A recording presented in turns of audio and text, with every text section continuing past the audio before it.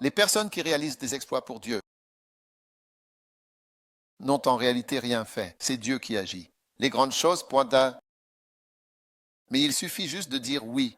Donc, si tu veux être dans une relation heureuse, apprends à dire oui et pardon. Dis simplement oui à tout. Désolé. Ne sois pas une personne incapable de dire pardon. Ne sois pas une personne incapable de dire oui à Jésus. Amen. Maintenant, William Carey, bien qu'il l'ait fait, ne le savait pas en marchant. Sur les sables du rivage indien, doucement et calme, William Carey ne quitterait pas l'Inde pour le reste de sa vie. Très bien. Dieu l'avait appelé vers cette nation non évangélisée. Et il accomplirait cet appel avec zèle jusqu'à son dernier souffle. Voici ses paroles. Et je pense que ces paroles sont un peu plus importantes pour nous aujourd'hui, car nous devons avoir de tels hommes de Dieu comme modèles, de bons exemples, des personnes qui ne sont pas dans la Bible, mais qui sont ici et dont nous pouvons apprendre. William Carey est le missionnaire en Inde. C'est depuis cette ville qu'il est parti, Kettering. Oui, il était ici, à l'église baptiste de Kettering. Et ensuite, il est parti. Donc, à environ 1 kilomètre d'ici, il y a sa maison missionnaire, la William Carey Mission House. C'est incroyable que nous soyons ici et que nous en parlions. D'accord? Alors, différentes personnes admirent différentes choses. Et nous admirons vraiment les grands missionnaires et porteurs de salut. Très bien, je vais vous donner quelques-unes de ces déclarations. Et je pense qu'elles méritent d'être notées. Numéro 1, il a dit, pour connaître la volonté de Dieu, nous avons besoin d'une Bible ouverte et d'une carte ouverte. Amen. Pour connaître la volonté de Dieu. Amen. Nous avons besoin d'une Bible ouverte et d'une carte ouverte. Qu'en pensez-vous? Bonne idée. Parce que tu peux être assis dans ta ville en pensant que le monde entier est sauvé. Mais si tu as une carte ouverte, tu serais surpris.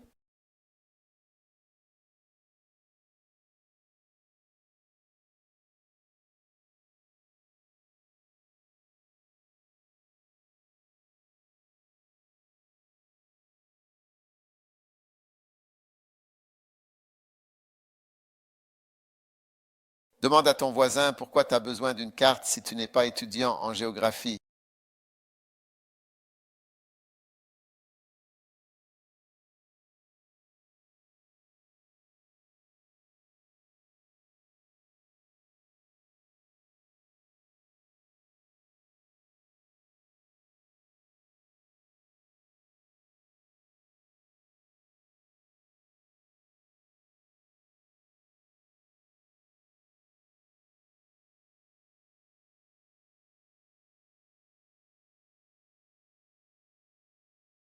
Écoute maintenant ce qu'il a dit. Il a été inspiré par les Moraves. Les Moraves, c'est Zinzendorf et son équipe. Et ils sont allés dans le monde entier et ont envoyé des missionnaires partout. Alors, écoute ce qu'il a dit.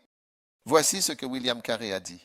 Dieu te donne toujours quelqu'un à admirer et à prendre pour modèle. Alors William Carey a dit, regardez ce que les Moraves sont accomplis. Hein? Est-ce que nous, les baptistes, ne pourrions pas au moins tenter quelque chose par fidélité au Seigneur, au même Seigneur? C'est quoi la fidélité? La loyauté. Cela signifie aussi loyauté, fidélité. D'accord? Ouais. Est-ce que nous, les baptistes, ne pourrions pas au moins tenter quelque chose par fidélité au même Seigneur?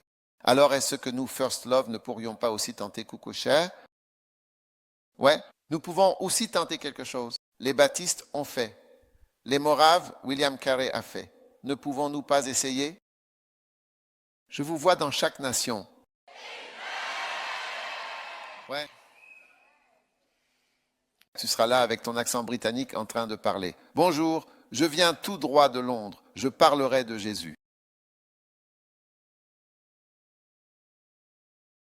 Maintenant, chaque fois qu'il abordait le sujet du travail missionnaire, n'est-ce pas, avec les responsables chrétiens, la réaction était toujours la même. Écoutez la réaction face à William Carey. C'est pourquoi je dis qu'être une bougie dans les ténèbres, c'est être seul et c'est difficile. Écoutez leur réaction. Il dit que chaque fois qu'il abordait ce sujet avec des responsables chrétiens, la réaction était la même. Il disait, tu es un misérable exalté. Si Dieu voulait que les païens du monde soient sauvés, il s'en occuperait lui-même. Il y a déjà certainement vraiment assez de personnes qui ne sont pas sauvées parmi nous. Mais Carré répondait, sûrement, Dieu pense ce qu'il dit. Et sûrement, il veut que nous, qui le connaissons, transmettions le message de la rédemption à tous les hommes, partout. Amen. Et malgré les objections de l'Église, William Carey, au lieu de se laisser arrêter par toutes ces objections, s'est assis et a rédigé ce qu'il appelait l'enquête. Oui, c'était un résumé de sa conviction. Certains mots sont déjà à 20 et une chandelle dans les ténèbres, dit-il. En effet, une enquête sur les obligations des chrétiens a utilisé des moyens pour la conversion des païens. Elle devint simplement connue sous le nom de l'enquête. Et voici ce qu'il a dit dans ce livre. Il a dit, lorsque l'évangile est cru pour le salut, alors il est du devoir de ceux à qui l'évangile est confié de s'efforcer de le faire connaître parmi toutes les nations pour l'obéissance à la vérité. Carré déclara, non, tant que la majorité du monde restait plongée dans les ténèbres païennes, les chrétiens avaient certainement, en effet, l'obligation de leur apporter le message du salut en Christ. Amen. Et écoutez ce qu'il a dit. Il a dit que si les Anglais ont eu la bénédiction de connaître et de vivre dans la grâce du salut de Dieu depuis longtemps, comment pouvaient-ils retenir un si grand salut à ceux des terres étrangères qui mourraient sans connaître la grâce salvatrice de Dieu? Si les Anglais, êtes-vous les Anglais aujourd'hui? Vous êtes les Anglais maintenant. Il n'y a pas d'autres Anglais. Vous êtes les Anglais.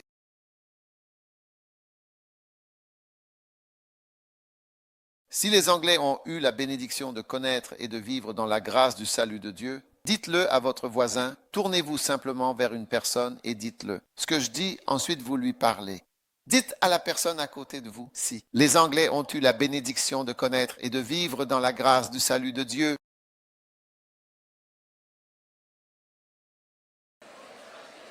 depuis longtemps, comment pouvaient-ils retenir un si grand salut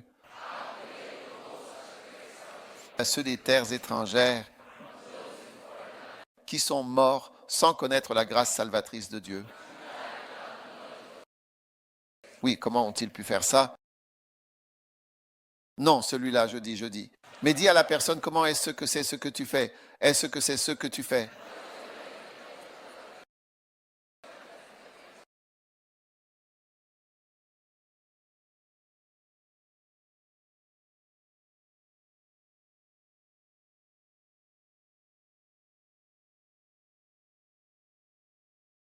Puis dans son livre aussi,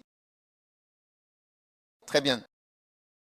Carey a rappelé aux lecteurs que ce furent les missionnaires des 1er et 2e siècles qui avaient répandu le christianisme en Angleterre à l'origine, en Allemagne, en Espagne, en France, en Égypte et en Libye. Et ensuite, il a poursuivi en donnant un compte rendu des populations du monde, de leurs croyances, des emplacements de tous les peuples du monde connus, basé sur 8 années d'études de ce qui se passait dans le monde. Et les Britanniques étaient stupéfaits par le niveau de détail qu'il avait atteint. Rien de tel n'avait jamais été écrit auparavant. Et voici ce qu'il a dit. Il a défié ses frères chrétiens et il a dit, je me demande si nous sommes vraiment justifiés de rester ici, alors que tant de personnes périssent sans accès à la grâce dans d'autres contrées. En décrivant le rôle du missionnaire, Carey se décrivait en réalité lui-même. Il a dit, le missionnaire doit toujours saisir chaque occasion de faire le bien. Nos âmes perdues et travailler et voyager sans cesse, jour et nuit. Ils doivent, c'est-à-dire les missionnaires, enseigner, exhorter, reprendre, avec une grande patience et un désir ardent. Pour eux, et par-dessus tout, doit persévérer dans la prière pour l'effusion du Saint-Esprit sur le peuple de leur Église. Et alors, Carey a terminé son livre par un appel vibrant. Il a dit, assurément, cela vaut la peine de nous consacrer entièrement de toutes nos forces à la promotion de la cause et du royaume de Jésus-Christ. Alléluia, alléluia. Ainsi prêchait-il, tenter de grandes choses. Trouver une toile plus grande, des mâts de tente plus solides et plus hauts, et des piquets de tente plus résistants. Saisissez des visions plus larges, osez des projets plus audacieux. Levez-vous et partez conquérir pour Christ. Même les chemins les plus reculés et les îles lointaines de la mer. Et lorsque la congrégation commence sans répondre, portez la tente à Fuller, le pasteur, et dites-lui, es-tu après tout encore, vas-tu ne rien faire?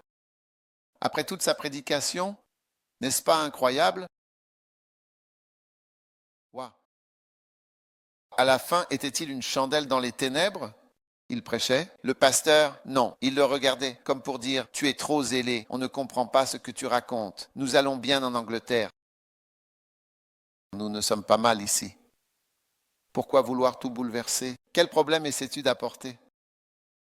C'est ça, être une chandelle dans les ténèbres. Et les gens qui prêchent l'Évangile ont toujours été une bougie dans l'obscurité, ou ils ont toujours été des chandelles dans les ténèbres. Chaque fois que quelqu'un met l'accent sur le salut, sur la grande commission, sur ces choses-là, il est toujours seul. Et ce n'est pas comme s'il était nouveau. Ce n'est pas comme si c'était... Parce que, tu vois, nous ne voyons aucun problème. Regarde les louanges que nous avons ici. Je veux dire, on danse, on bouge.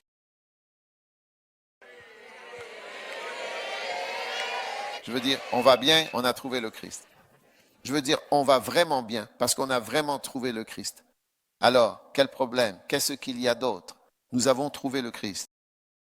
Nous sommes dans la lumière, nous connaissons Jésus, nous connaissons le salut, nous savons que nous sommes heureux en Dieu, nous allons avoir. Nos noms sont écrits dans le livre de vie. De quoi d'autre avons-nous besoin? Asseyons-nous, buvons, mangeons et soyons heureux. Alors, chaque fois que quelqu'un arrive avec ce genre de choses, d'idées, et veut insister sur la prédication de l'Évangile, ce qui se passe, c'est qu'il paraît complètement seul. Les gens le regardent comme vraiment, vraiment, sérieusement, Tu veux qu'on aille où? Mais nous allons y aller, aller quelque part. Prêcher quelque part, ça va arriver, c'est concret, on le chante, on en est heureux. Oui. Aller quelque part, prêcher quelque part, aller quelque part, prêcher quelque part. Je veux que ma vie ait un sens. Et je veux que ma vie ait un sens pour dire merci. Honnêtement, je ne sais pas comment, je ne sais pas comment les gens seront sauvés, combien doivent être sauvés. Et honnêtement, écoute, je peux te dire quelque chose entre toi et moi, ne le dis à personne, mais écoute, ce n'est pas que j'aime, ce n'est pas que je me soucie tant des âmes perdues, mais je veux dire merci. Je me soucie vraiment de mon âme et je suis vraiment reconnaissant. Alors, tu vois, je ne sais pas comment dire merci. Tu vois ce que je veux dire? Et pour dire merci, je veux trouver ce que je ressens comme étant la chose la plus précieuse pour le Seigneur. Comme quelque chose qu'il aime vraiment. Tu sais, comme quand tu aimes vraiment quelqu'un et que cette personne rentre à la maison, tu prépares son plat préféré, quelque chose qu'il aime vraiment, quelque chose qu'il désire vraiment. Tu accueilles la personne avec un sourire et un plat spécial. Hein? Tu es là ou tu t'en vas? Je peux savoir un peu d'aide ici. Tu es toujours là. Je t'enseigne, je t'enseigne. Je t'enseigne encore, je t'enseigne. Je te montre. Écoute, écoute, écoute, écoute. Je te montre aussi comment se marier, comment aimer. Oui, donc ce que je dis, c'est que si j'aime le Seigneur, genre, qu'est-ce que je peux trouver qu'il aime vraiment? Tu vois ce que je veux dire? Qu'est-ce qu'il aime vraiment? Qu'est-ce qu'il veut? Je le fais si, genre, peut-être que je peux faire ça pour vraiment lui faire plaisir, juste pour dire merci. Je ne connais pas ces âmes, je ne les connais pas. Je veux dire, j'espère qu'elles iront au paradis. Mais vraiment, je ne peux pas savoir comment elles seront toutes sauvées. Et parfois, j'y pense, j'ai presque envie de mourir pour. Je ne sais pas combien de personnes il y a, ni quand elles seront sauvées. Je ne vois pas comment je peux les sauver. Mais tu sais, ce que je veux faire, c'est dire merci pour ce qu'il a fait pour moi. Et si c'est ce petit effort, qu'il en soit ainsi. Ce qui le concerne, ce qu'il aime, ce que j'aime. Quand tu aimes quelqu'un, tu aimes ce que cette personne aime. Tu ne choisis pas ce que tu aimes pour lui. Vrai ou pas vrai?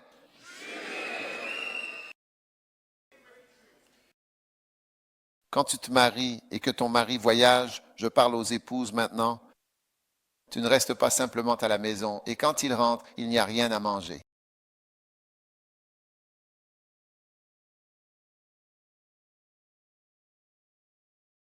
Je veux dire, tu dois penser à ce qu'il pourrait aimer. Maintenant, tu penses que ce que je dis n'est pas nécessaire, mais il y a beaucoup de gens, tu sais, qui n'ont tout simplement pas. Non, regarde, on achète un peu de nourriture en rentrant.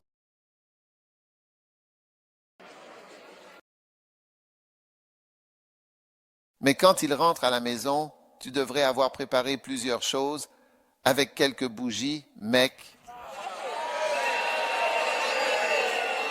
Je ne parle pas de bougies d'église.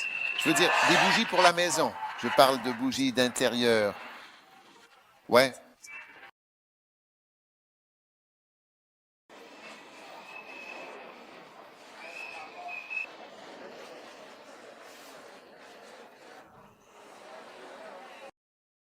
Je veux aimer Jésus parce qu'il m'a aimé. Je ne sais pas pourquoi. Je ne pourrai jamais expliquer pourquoi. Je ne peux pas comprendre pourquoi. Je ne peux pas dire pourquoi ni comment. Je suis arrivé ici. J'ai été sauvé. Je ne sais pas. J'aurais pu naître autrement. J'aurais pu être différent. Mais je le remercie et je veux dire merci. Permettez-moi de dire merci. Et vais trouver ce que le Seigneur aime. Et je vais le faire pour lui de tout mon cœur. Tu vas te marier avec quelqu'un. Et cette personne aime la soupe à la tête de chèvre. Genre, il veut voir toute la tête dans la soupe, en train de nager avec la bouche ouverte et laisser faire.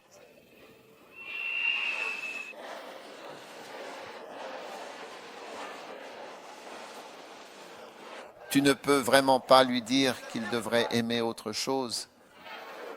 c'est ce qu'il veut manger.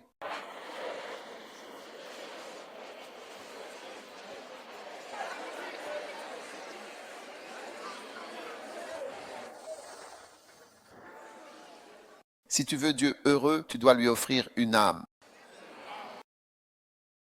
Tu dois savoir ce qui le rend vraiment heureux. Et ce qui le rend vraiment heureux, ce sont les âmes. Je ne sais pas pourquoi tu es debout ici, parce que je suis encore en train de lire le livre de William Carey.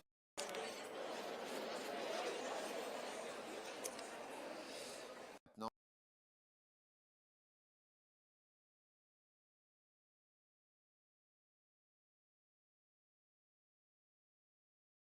Tu es là? Adoration missionnaire. Le missionnaire doit saisir chaque occasion de faire le bien et de travailler. J'aime cette partie, travailler et voyager jour et nuit, n'est-ce pas? Il n'y a pas une chanson comme ça. Travailler, voyager, jour et nuit, nous travaillerons, nous voyagerons. Jour et nuit. Sommes-nous justifiés de rester ici alors que tant de gens périssent sans accès à la grâce dans d'autres pays? Nous devons saisir chaque occasion de faire le bien aux perdus.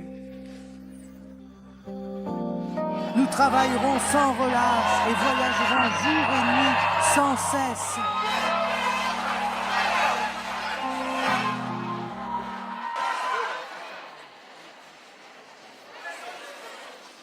Nous travaillerons, nous voyagerons. Il y a un homme nommé Monsieur Marais, Monsieur Josué Marchman. Quand William Carey était malade et mourant,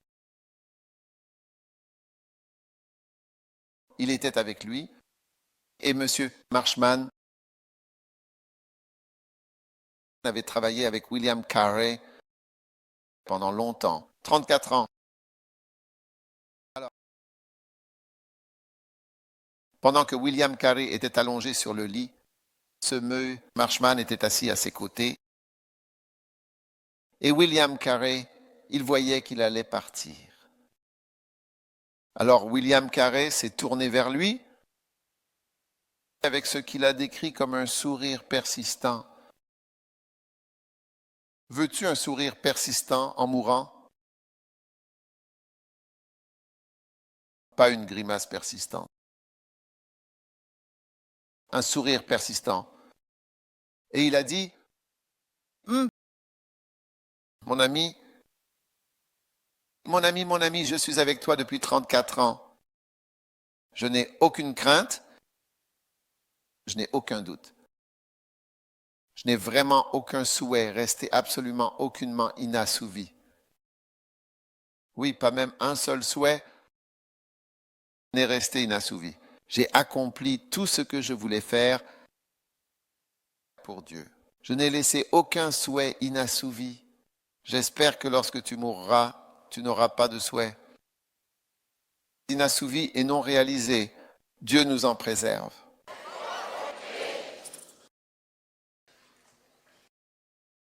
Nous serons à l'œuvre, mais nous voyagerons. J'espère qu'il n'y aura personne qui voulait voyager et tu ne l'as pas fait. Avons-nous vraiment raison de rester ici alors que tant de gens périssent absolument sans accès à la grâce dans d'autres pays? Nous devons en effet saisir chaque occasion de faire le bien pour les perdus. Oh! Nous travaillerons sans relâche et voyagerons jour et nuit. Prêt à 20 ans, je suis. Serai certainement prêt à 20 ans pour l'œuvre de Dieu.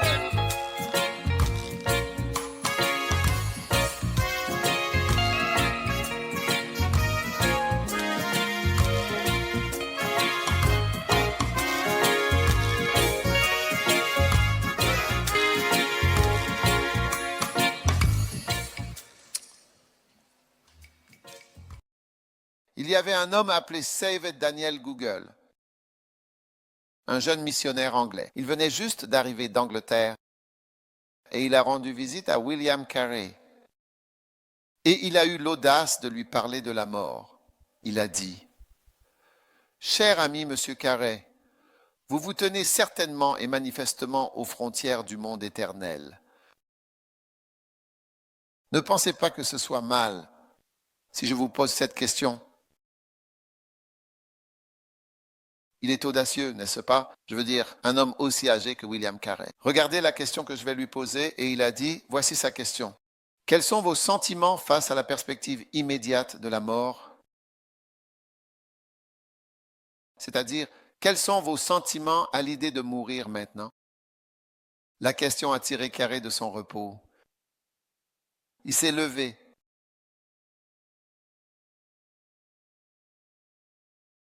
Et ouvrant les yeux, il a répondu sans hésitation. En ce qui concerne mon salut personnel, je n'ai absolument pas l'ombre d'un doute. Je sais en qui j'ai cru et je suis persuadé qu'il a le pouvoir de garder ce que je lui ai confié jusqu'à ce jour-là. Mais quand je pense que je suis sur le point de paraître en présence d'un Dieu saint et que je me rappelle tous mes péchés et mes nombreuses imperfections, je tremble. C'est ce qu'il a dit. Donc, vous voyez, même le grand William Carey avait de nombreuses imperfections et des péchés, tout comme vous.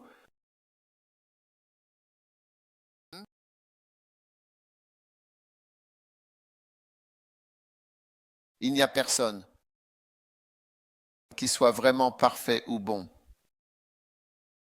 Bon, non, non. Nous lutterons.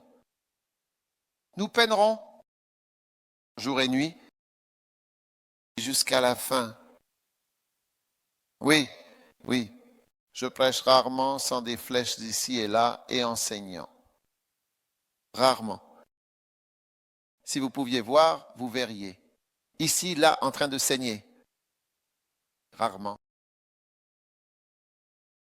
Un ministre divin sans enseignement, enseignement actif, enseignement spirituel. Oui, avec des blessures. Si vous pouviez voir dans l'esprit, vous verriez beaucoup des cicatrices, des blessures qui guérissent, des blessures qui se rouvrent, guérissent une fois, on ne sait jamais. Alors toi, parce que tu pourrais demander, genre, alors, William Carey, quelles multiples imperfections? Tu vois ce que je veux dire? Tu es allé jusqu'en Inde? Beaucoup. Alors rendons grâce à Dieu, tu sais. Et même si tu as été libéré de nombreux maux, le diable est un professionnel. N'abandonne jamais. Et la tentation que Jésus a eue au tout début de sa vie dans le Seigneur, il l'a eue à la toute fin. Quelle était la tentation au début? La tentation au début était, si tu es le Fils de Dieu, si tu es le Fils de Dieu, si. Si, ce qui veut dire, prouve-le. Prouve-le si tu es le Fils de Dieu. Et Jésus a dit, non, tu ne peux pas tenter le Seigneur, ton Dieu. Saute, aucun doute. Si tu dis saute, je ne sauterai pas. Ce que tu dis, je ne le ferai pas. Le diable te dit, je ne sais pas. Même si c'est une bonne chose, ne le fais pas. Oui, juste parce que c'est le diable qui l'a dit. Il ne faut jamais l'écouter. Il ne doit pas être respecté et il ne faut pas suivre ses instructions. Et même si quelqu'un te parle, si le diable parle à quelqu'un, ne le suis pas. Maintenant, à la fin de son ministère, il était sur la croix comme ça. Les mêmes démons sont revenus, tu vois, comme des animaux intelligents. Si tu es le Fils de Dieu, descends. Les mêmes paroles. Alors, je ne veux pas que tu te lasses jamais du diable. Pourquoi cette chose me suit-elle? Pourquoi pas? C'est ce que tu devrais te demander. Si ça ne te suit pas, c'est là que tu devrais t'inquiéter. Ouais. Si tu n'as pas de problème, tu devrais t'en faire. Pourquoi tout est-il si paisible? Je veux dire, je suis presque inquiet quand tout est paisible. C'est comme, qu'est-ce qui va se passer ensuite? Qu'est-ce qui arrive? Pourquoi tout fonctionne? Pourquoi y a-t-il la paix? Pourquoi n'y a-t-il aucune opposition? Ouais, incroyable. Il y a toujours quelque chose. Ouais, un animal intelligent, un dragon intelligent, un serpent intelligent. Maintenant, le meilleur serpent qu'on peut comparer au diable, le Black Mamba. Ouais, pas le cobra, même pas la vipère. Le Black Mamba, et c'est ce que je pensais. Quand je suis allé au Zimbabwe, ça a été confirmé. Je suis allé dans un zoo de serpents et ils m'ont montré tous les serpents. Et ils avaient une longue tige comme ça, longue, genre d'ici à là, et ils pouvaient l'utiliser. Ils l'introduisaient et réveillaient le serpent d'une manière ou d'une autre pour qu'il bouge un peu, histoire de nous impressionner, comme si c'était un cobra, une vipère, quelque chose comme ça. Mais quand ils sont arrivés au Black Mamba, il a dit, c'est le noir là. Ils ont dit oui, un Black Mamba et les autres. Il les a réveillés. Ils étaient un peu paresseux. Mais le Black Mamba, quand il a mis la tige et que le serpent a bougé juste un peu, il a refermé. Il a dit, celui-là est dangereux. Très rapide. Tu le vois l'après-midi, même pas la nuit. Il a dit, tout serpent que tu vois l'après-midi, c'est un Black Mamba, pas un cobra. Ils viennent et celui-là, c'est en plein jour. Et il est rapide. Il est plus rapide qu'un être humain courant au sol derrière toi comme ça. Et il les poursuit. C'est plus rapide qu'un sprinter. On sait qu'ils peuvent s'enrouler en cercle et dévaler la colline. Oui, en poursuivant quelqu'un. C'est comme s'il avait un esprit.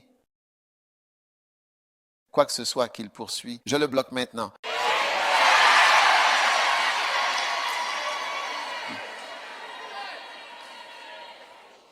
Alors, mes amis, oui, nous allons réussir en Jésus. Amen. Maintenant,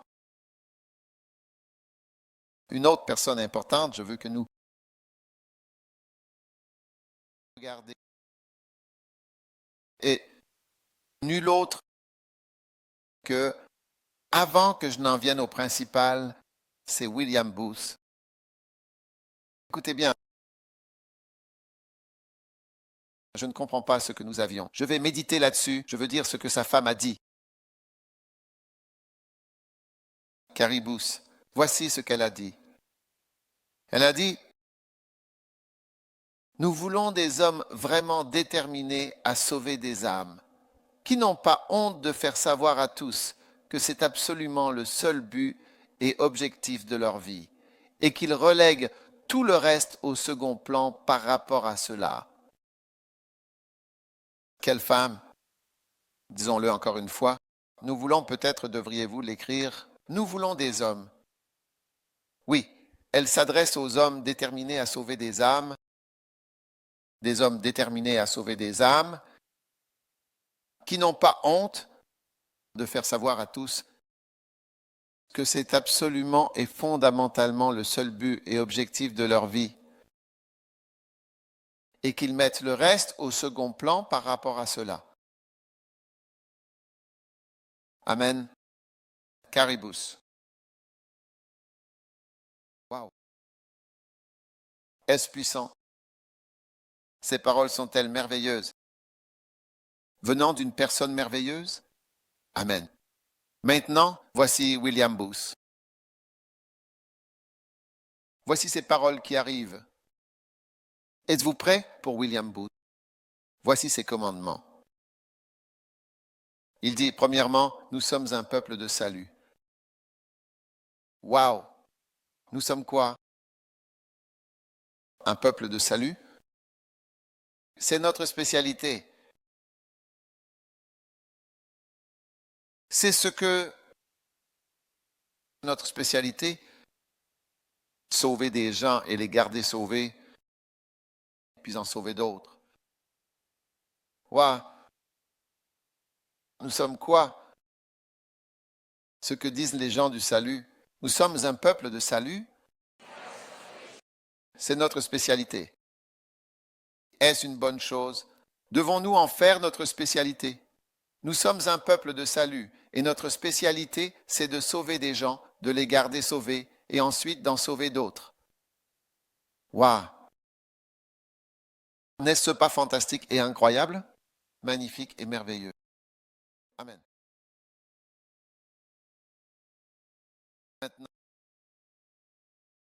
il dit, clarifiez votre vision. Arrêt. Restez immobile. Et à nouveau, saisissez pleinement et comprenez entièrement votre appel. Vous devez être un collaborateur de Dieu pour le salut de votre prochain. Maintenant, écoutez bien cette partie. Quelle est la mission de votre vie? Pas simplement de sauver votre âme et de vous préparer au paradis. Non. Vous devez être un rédempteur, un sauveur, une copie véritablement même de Jésus-Christ. Et je vais le relire. Non, vous devez être un rédempteur de l'humanité, un sauveur des âmes perdues, une copie fidèle et véritable de notre Seigneur Jésus-Christ. Alors, consacrez chaque pouvoir éveillé et chaque pensée consciente au grand et noble objectif de les sauver. Sauvez ceux qui périssent. Ils sont là, tout autour de vous, partout. Des foules et encore des foules. Des multitudes. Waouh! Ce sont ses commandements à son peuple. Soyez compétents. Améliorez-vous. Étudiez votre mission. Soyez prêts au sacrifice. Souviens-toi du Maître. Ce que tu perds pour lui et pour les âmes perdues pour lesquelles il est mort, tu le retrouveras. Tiens bon. Ayant mis la main à la charrue du salut, ne regarde pas en arrière, certainement. Amen. Et enfin, ces instructions à l'armée qui part en mission. Premièrement, fais ton testament. Prépare ta valise. Embrasse ta bien-aimée. Sois prêt dans une semaine. Dois-je relire les instructions? Dois-je les relire? Fais ton testament pour le jour où tu mourras. Prépare ta valise. Numéro 2. Numéro 3. Embrasse ta bien-aimée. Et numéro 4. Sois prêt dans une semaine. Waouh! Ce sont 4 instructions et commandements puissants pour les missionnaires. Fais ton testament. Prépare ta valise. Embrasse ta bien-aimée. Sois prêt dans une semaine. Je pense qu'il aimait les phrases courtes, comme Jean. C'est pour ça que c'était comme les autres. Il envoyait juste un message, comme les autres. C'est comme si tu devais réfléchir. Donc ces messages sont comme des déclarations courtes et percutantes. Ce sont des phrases très concises, mais pleines de sens. Fais ton testament, prépare ta valise, embrasse ta bien-aimée, sois prêt dans une semaine. Ah. Kala Sharpakala. Sois habile, améliore-toi, étudie ton métier, sois prêt au sacrifice. Souviens-toi du Maître, de ce que tu perds pour lui et pour les âmes pauvres pour lesquelles il est mort. Tu retrouveras ce que tu perds, tu retrouveras ce que tu perds. Tu retrouveras certainement ce que tu perds. Tu retrouveras ce que tu perds. Tu retrouveras ce que tu perds, tu le retrouveras. Ah, de si belles paroles. Sauve ceux qui périssent. Ils sont tout autour de toi, partout, des foules et des foules, des multitudes. Sache que tu es un rédempteur, un sauveur, une copie de Jésus-Christ lui-même. Alors consacre chaque pouvoir éveillé, au grand but de les sauver. Amen. Levez-vous tous.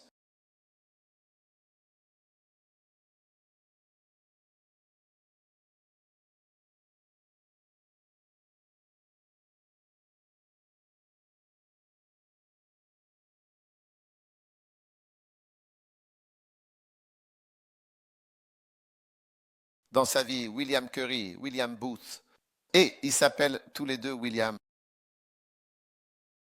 William, c'est un bon prénom. Je n'ai jamais donné à personne le prénom William. Eh bien, c'est un bon prénom. William avait parcouru plus de 5 millions de kilomètres, prêché 60 000 sermons, et voici ce que Charles Perkins a dit de lui. Il a dit ceci: si les gens de l'armée du salut n'étaient plus à Londres, 5000 policiers supplémentaires ne pourraient pas remplacer leur rôle dans la répression du crime et du désordre. Quand William Booth est mort en 1912, ce n'était pas il y a si longtemps. Vous savez, je veux dire quelque chose. Les Blancs d'aujourd'hui qui ne croient pas en Dieu, pour la plupart, Dieu m'a montré. Tout récemment, je regardais quelqu'un. Je me disais que cet homme ne croyait pas en Dieu, mais le Seigneur m'a parlé et m'a montré. Ça n'a pas toujours été ainsi, c'est quelque chose de récent. C'est au cours des, disons, 60 dernières années que, en fait, le christianisme a été éradiqué. Vous verrez que l'homme moyen, blanc, dira: qu'est-ce qu'ils disent? Où est-elle? Celle qui a donné celle qui t'a expliqué ce qu'ils disent, oui, viens. Quand tu leur parles, viens par ici. Quand tu témoignes et qu'ils te répondent, quoi? Ils disent des choses comme « Oh, je ne suis pas sûr à propos de Dieu, mais je crois en une sorte de force cosmique, une forme supérieure. Je le ressens dans mon chi, une sorte d'énergie profonde, comme s'il se passait quelque chose dans le monde, mais je ne suis pas sûr que ce soit un Dieu. » C'est ce qu'ils disent. Ils ne croient pas du tout en la religion. Qu'est-ce qu'ils disent? Ils disent « Je pense que c'est bien pour vous, les chrétiens, d'avoir quelque chose sur quoi vous pouvez compter. Mais pour moi, je ne pense pas que ce soit mon genre. Je ne vois pas l'intérêt d'aller à l'église et je ne comprends pas pourquoi les gens font ce genre de choses. » C'est ce qu'ils disent. Est-ce que quelqu'un d'autre sait ce qu'ils disent? Nonama, nonama, nonama, nonama, ouais. Ouais. Qu'est-ce qu'ils disent? Donnez-moi un micro, s'il vous plaît. Microphone. Jeu d'argent, microphone. Ouais. Nonama, viens ici, dis-moi ce qu'ils disent. Ouais. Dis-moi, je respecte tes croyances, mais je crois qu'il y a plusieurs chemins pour aller au paradis, pas seulement un. Quand on te pousse à t'exprimer, c'est super, je te respecte. Continue. Je pense que ce n'est pas juste de dire qu'il n'y a qu'un seul chemin vers le paradis. Est-ce qu'on peut avoir un peu de volume à l'arrière, s'il vous plaît? Merci beaucoup. Très bien. Qu'est-ce qu'ils disent?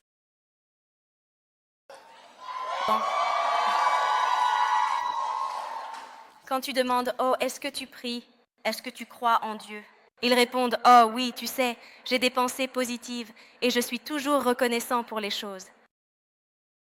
J'aime tout le monde. Je suis une bonne personne. Je ne fais rien de mal, donc je ne vois pas pourquoi. J'aurais besoin de Dieu. Je ne crois pas vraiment aux églises ou à ce genre de choses. Je peux être chez moi. Oui, je peux être chez moi et avoir une relation avec ce en quoi je crois, l'être supérieur. L'énergie cosmique. L'énergie cosmique de l'univers.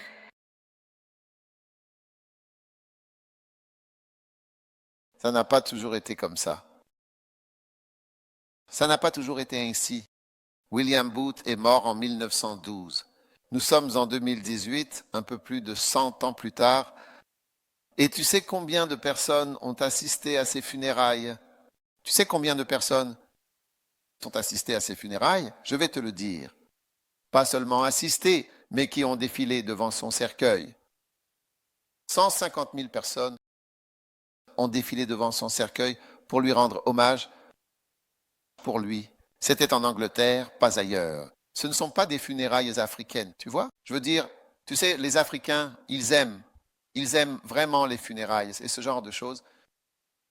150 000. Et la reine Mary a pris la décision de dernière minute d'assister aux funérailles et on lui a demandé de s'asseoir avec les gens du peuple parce qu'il était un homme du peuple. Et elle a été obligée de s'asseoir parmi eux. Oui, non, ici tu ne peux pas être quelqu'un d'important. Et elle s'est retrouvée assise à côté d'une femme que William Booth avait sauvée de la prostitution. Et cette femme a dit à la reine, il se souciait de gens comme nous. Il se souciait de gens comme nous. Elle s'est assise à côté de la reine, à côté de cette femme, et la prostituée a dit, il se souciait de gens comme nous, Mamba Queen. C'est pour ça qu'on est là, mec. Oui, environ 150 000 personnes Fais du salut ta priorité. Prépare ta valise. Embrasse ta copine. Rédige ton testament. Sois prêt dans une semaine. Oui, le salut. Pas d'histoire. Pas de bavardage. Beaucoup de n'importe quoi. Tu sais, nous ceci, nous cela, nous encore cela. Hein? Incroyable?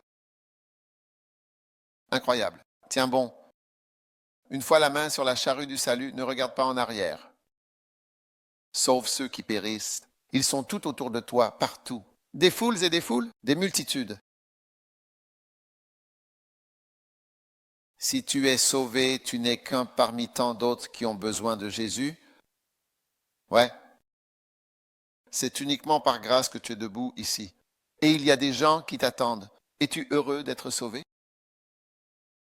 Oui. Hein? Je suis tellement heureux d'être sauvé. Tellement heureux d'être sauvé. Alors ne sois pas fatigué. Cette affaire de salut, je te le dis, nous sommes à 2 doigts de gagner 5000 âmes et de les amener à une réunion de camp, à leur plus grande et incroyable surprise. Ils seront choqués. Et je vous le dis, nous aurons un camp avec ces 5000 âmes et nous irons en Israël. Nous devrons en choisir quelques-uns. 5000, c'est nombreux, on devra peut-être en sélectionner certains. Je ne sais pas, peut-être quelques travailleurs acharnés pour le voyage en Israël. Et les non choisis pourront acheter un billet et se joindre à nous. Tu vois, ensuite, tu nous suis dans le prochain bateau. Je n'aimerais pas ça.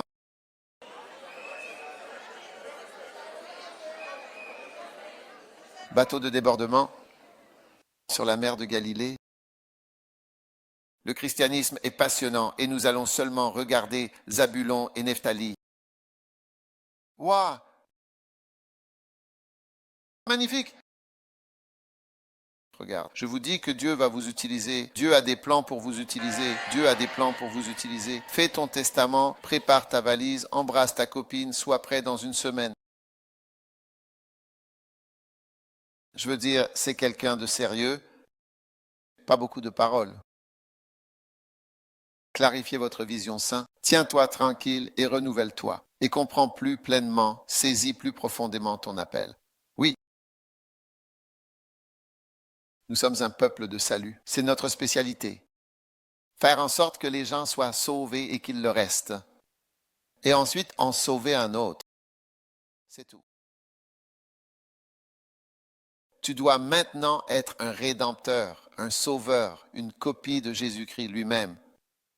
Alors consacre chaque pouvoir éveillé au grand but de les sauver. Abdias 21. Affiche-le là-haut. Qu'est-ce que ça dit? Des sauveurs monteront sur la montagne de quoi? Un sauveur ou des sauveurs? Les sauveurs sont une prophétie à votre sujet. C'est une prophétie qui parle de toi. Des sauveurs monteront sur la montagne de Sion. Je vous envoie hors de ce camp comme des sauveurs. J'ai dit, je vous envoie hors de ce camp comme des sauveurs. Et c'est ce que William Booth dit. Sois une copie de Jésus-Christ, un rédempteur, un sauveur des hommes. Oui, toi, tu seras le plus heureux.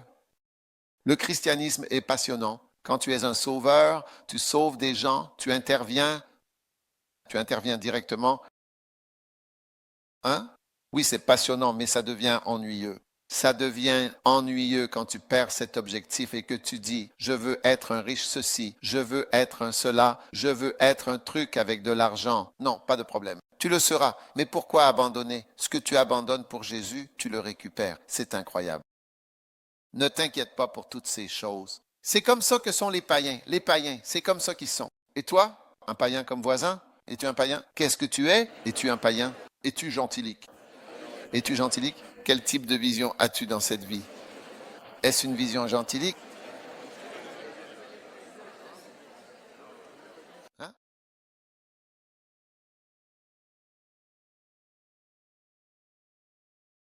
Non, non, moi, où es-tu?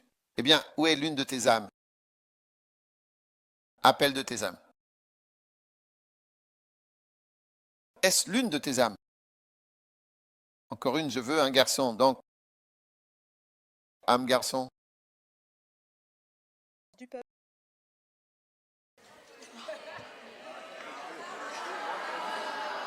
Venez ici, gens du peuple. Qui êtes-vous? Je m'appelle Frank. Frank, quoi? Frank. Et que fais-tu ici exactement? Je suis en fait actuellement à l'université. Ouais. J'étudie les sciences biomédicales à Manningham, Trent. Pas que j'essaye d'aller à l'université. Et comment as-tu été sauvé? J'étais à l'église avant de venir à la fac, mais j'avais d'autres plans. D'autres plans. D'autres plans quand je suis allé à l'université. Je pensais qu'il y aurait plus de liberté pour faire tout ce que je voulais. Donc la première semaine où je suis arrivé, j'ai su ce qu'était le premier amour. Parce que le pasteur Daniel de Birmingham m'avait déjà envoyé un message en aidant à Anaheim pour me dire que j'allais venir. Mais dans ma tête, j'avais d'autres plans. Mais ce dimanche-là, le premier dimanche après mon arrivée à l'université, je ne comptais aller dans aucune église. J'étais déjà sorti pour aller dans des endroits pas très recommandables. Un club, en gros. Mais ensuite, Elpin m'a appelé le premier dimanche matin et m'a dit « Tu viens à l'église ?» Je ne comptais pas y aller, mais je me suis dit « Laisse-moi juste y aller, puis je retournerai à ma propre voie. » Parce que j'avais déjà acheté tous les billets pour tous les clubs où il y avait à aller. Cette semaine-là, j'avais acheté tous les billets. Oui, pour chaque club, oui, pour sortir. La semaine d'intégration, c'est comme ça qu'on l'appelle. Tu comptais te trouver une copine? Bien pire? Quoi, bien pire que ça? C'est ce que je prévoyais. Je prévoyais de coucher avec des filles et toutes sortes de choses. Ah. Oui. Mais elle m'a appelé pour quelque chose. Alors j'ai répondu... Trop fort maintenant, trop fort, s'il te plaît. J'ai pris l'appel et je suis allé à l'église. Et ce dimanche-là, elle a dit que Dieu a un plan pour toi. Tu es venu avec un autre plan. Dieu a un plan pour toi. Qui a dit ça? Pasteur. Ton pasteur, c'est qui? Non, Pina. Petit, viens ici.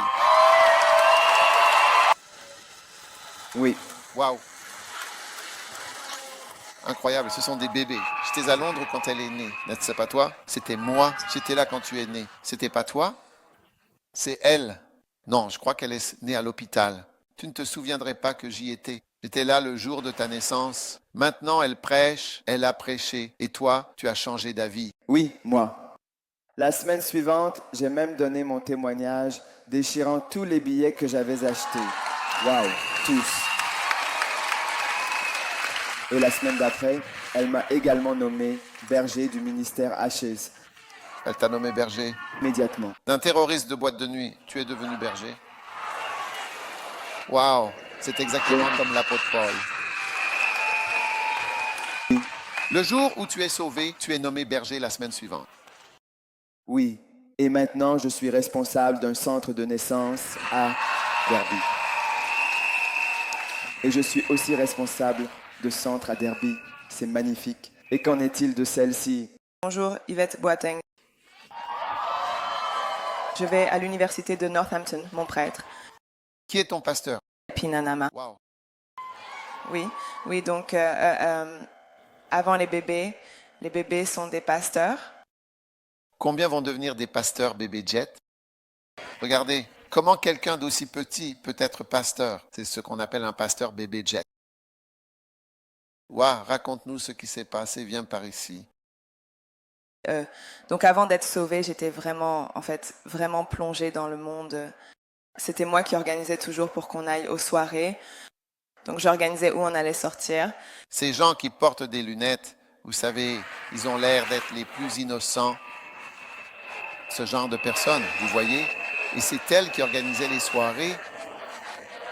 Je vous ai dit de faire attention aux gens qui portent des lunettes.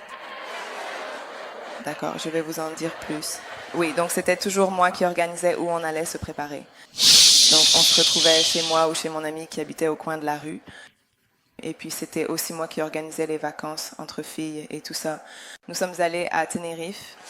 Ce n'était pas génial, mais juste avant ça, j'avais pas mal de gens autour de moi qui sont à l'église aujourd'hui. Par exemple, Solomon de Milton Keynes. Il y avait Ellie à l'école et il m'a invité. Il m'a posé une question. Une fois, dans les escaliers vers le lycée, il m'a dit « Tu vas à l'église ?» J'ai répondu « Non ». Il a dit « Wow, tu devrais venir à Saved ». Donc je suis allée à Saved, j'ai donné ma vie à Christ, je faisais de mon mieux. Mais ensuite, il y a eu les vacances entre filles et j'ai chuté pendant quelques jours. C'est quoi des vacances filles? On était environ 7. On est allé à Tenerife. Ouais, et c'était genre juste nous toutes. Pas de parents, aucune surveillance, on faisait ce qu'on voulait. Et aucun des clubs ne demandait de pièces d'identité. Donc on entrait librement. On est entré, et puis une vieille chanson est passée, et honnêtement, j'ai complètement perdu le contrôle. Toutes mes amies ont commencé à crier « Wow !» et j'étais confuse. J'ai réalisé la situation dans laquelle j'étais. Ce n'était pas bon. C'était bas. Ouais.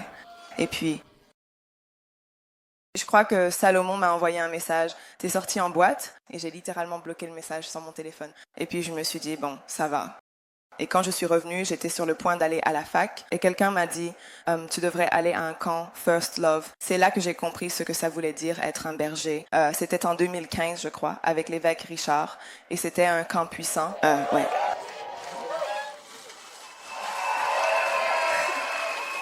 Ouais, waouh, ta vie a vraiment changé, complètement et incroyablement changé.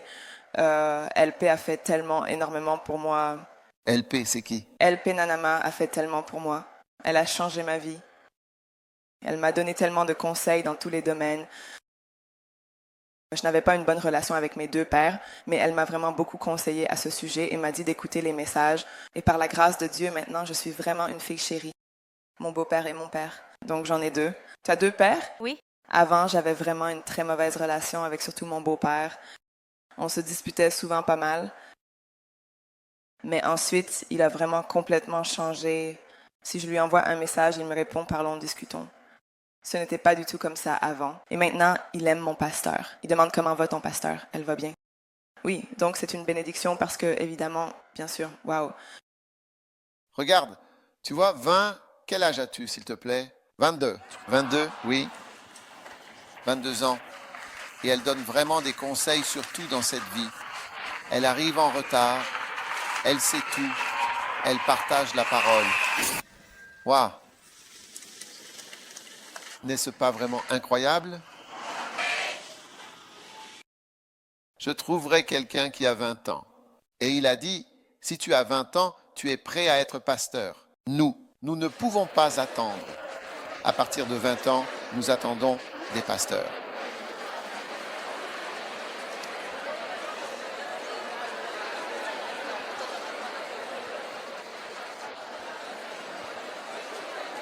Très bien maintenant. Qui d'autre ne l'a pas fait? Allez, qu'est-ce qui t'est arrivé, frère? Bonjour évêque, je m'appelle Jeremiah Owusu. Je ne suis pas encore à l'université. Je suis encore au collège, mais je suis supervisé par Elpino Nama. Mais en gros, j'étais vraiment dans le monde.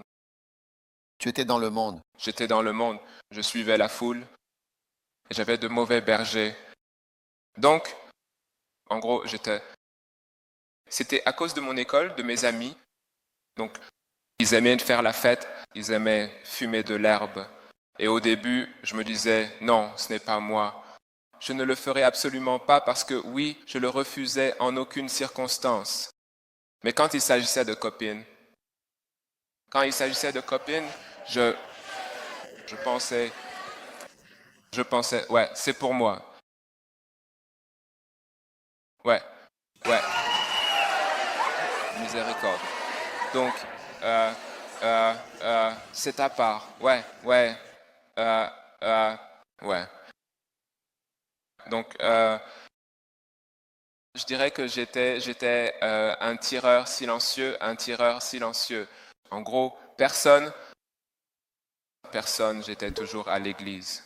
Mon père est pasteur et j'ai grandi dans un environnement chrétien, donc tout le monde pensait, ouais, waouh, bon garçon.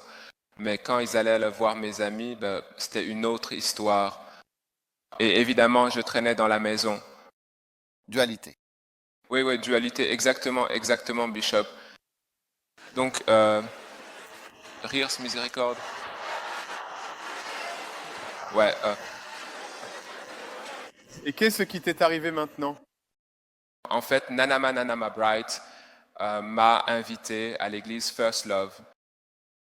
C'était en fait un carnaval à Alburyton vers le mois de septembre. Et au début, j'étais un peu sceptique à l'idée d'y aller. Je n'étais pas sûr de vouloir y aller ou non. Et puis, je pense qu'environ 1 heure plus tard, je me suis dit, tu sais quoi, je suis déjà habillé, autant y aller.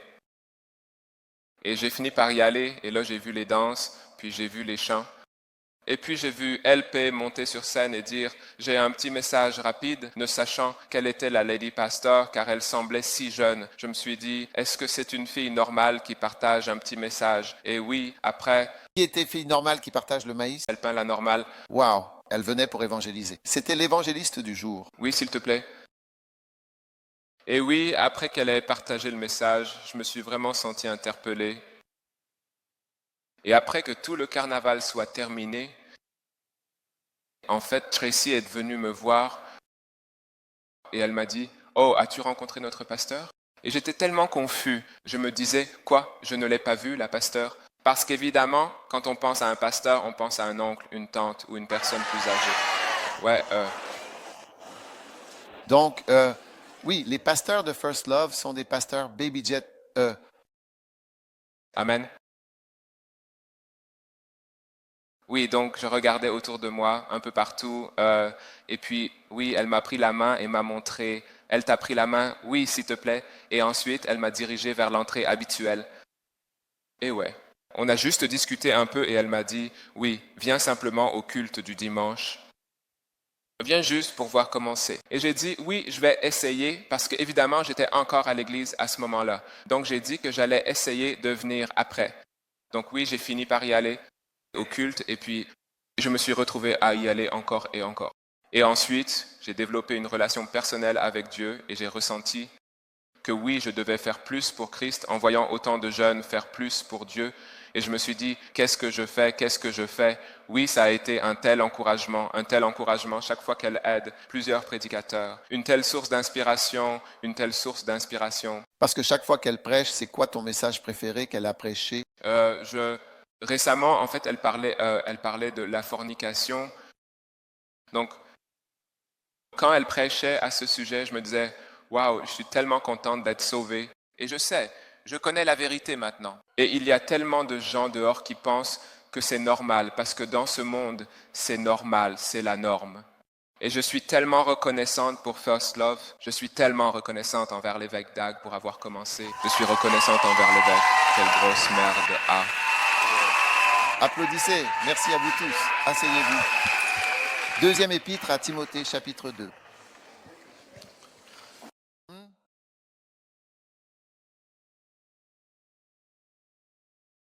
La solitude et la dureté. Deuxième épître à Timothée, chapitre 2, verset 3.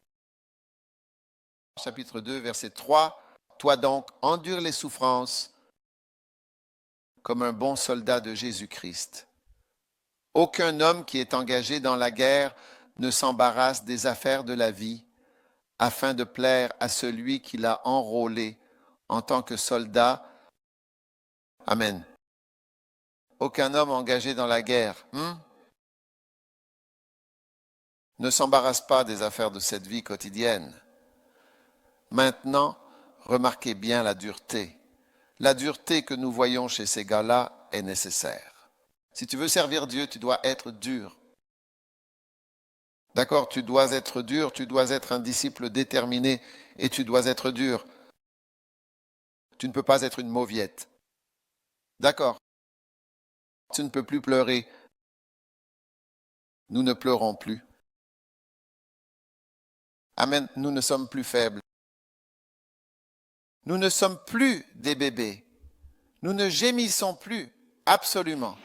Nous ne nous plaignons plus, certainement. Nous ne sommes plus des bébés. Nous ne sommes absolument plus faibles.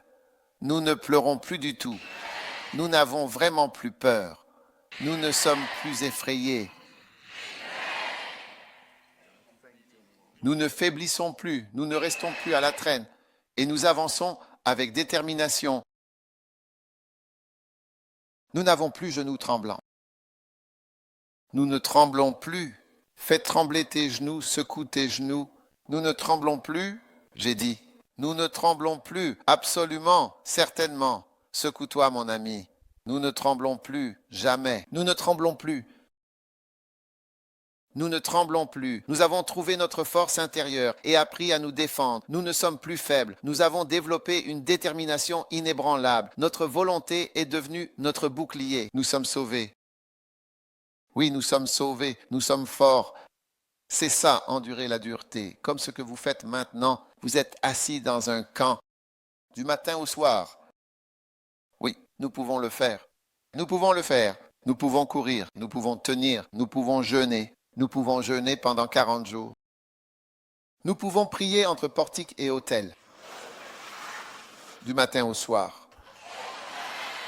Je veux dire, ne pas pouvoir prier, toi. Tu peux prier pendant 7 heures, tu n'es pas chrétien.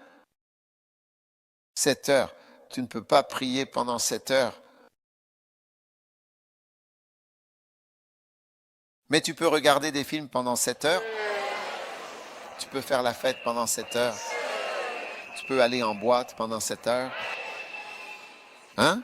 De 22 heures jusqu'à 5 heures du matin.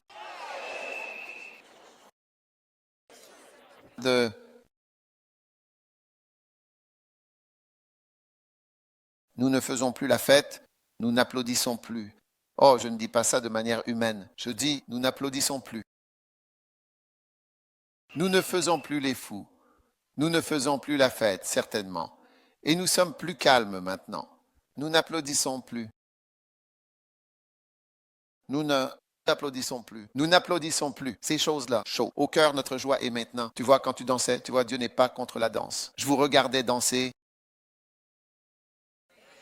Je veux dire, une danse rythmée. Je me suis dit, mec, c'est une église groovy, j'aimerais rejoindre l'église.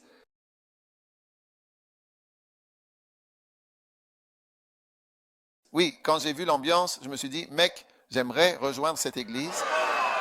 Brouillage. Ouais. Amen. Honnêtement, je ne ressens pas vraiment ça. En fait, vraiment, je ne le ressens pas.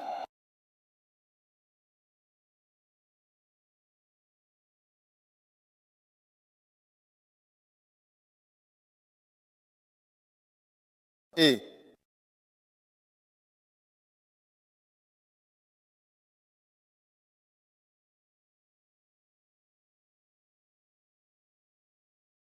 je préfère le... Écoute, elle est où cette chanson, Never Gonna Stop? Où est-il? Allez, Andy Moore, mec. Il faut qu'on ressente quelque chose, mec. Je ne cesserai jamais de louer Dieu. 1000 ans passent. Le temps n'existera plus. Je recommencerai simplement à zéro et je louerai mon Dieu. Wow! Combien aiment une église rythmée comme la First Love Church? Alors, Dieu n'est pas contre.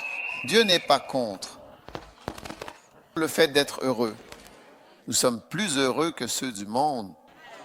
Parce qu'après cette réunion, tu n'as plus à t'inquiéter de savoir si tu as le VIH. Tu n'as plus à t'inquiéter de devenir fou.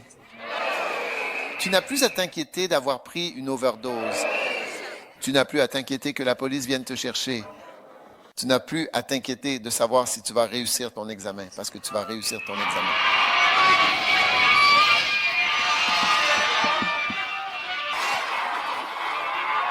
Il y a tant de choses dont tu n'as plus à t'inquiéter. Tu es toujours heureux dans le Seigneur. Ouais. Je veux dire, c'est incroyable. La dureté n'indique pas qu'ils ne sont pas heureux. Paul a dit à Timothée, sois dur, c'est ce que je te dis. Cela implique la solitude et la dureté. Oui. C'est pourquoi Dieu ne m'a pas retiré la prospérité. Ce que William Booth a certainement dit, ce que tu perds, bien sûr, il te le rendra. Oui. Ce qu'il semble que tu perdes, il te le rendra. Ouais. Sois dur, fort.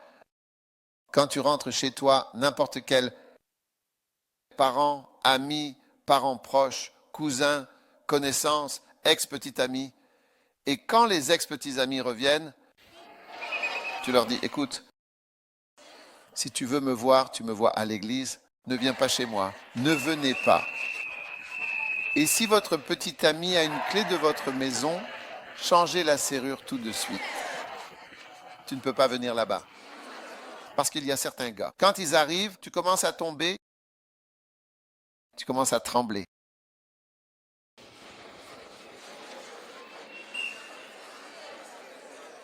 Combien de filles ont déjà vu un garçon qui vous fait tomber comme si sa présence vous affaiblissait? C'est vrai?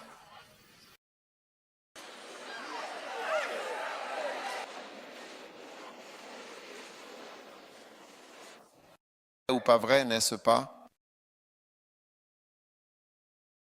Aucun garçon ne va te faire tomber à nouveau. Et écoute, mais le garçon, il dit, endure la chaleur. La prochaine fois que tu vois un de ces fas-là, un garçon, je l'appelle un garçon fala, il me fait tomber ce garçon fala.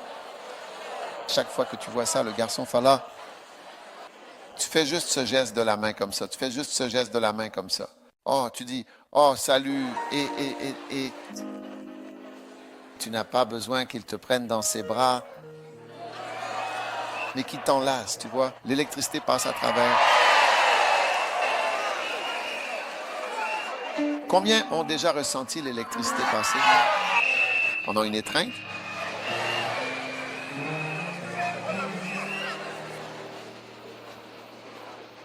Tu peux sentir son eau de Cologne?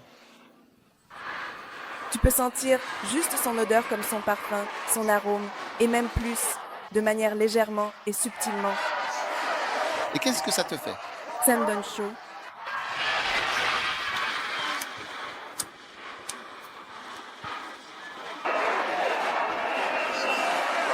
Qu'est-ce que ça te fait? Ça me fait des frissons. Ça te frissonne?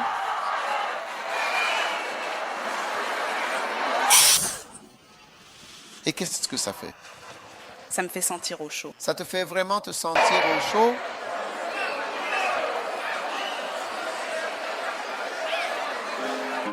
N'importe quel autre garçon qui entre dans ta vie, nous l'avons amené maintenant au nom de Jésus.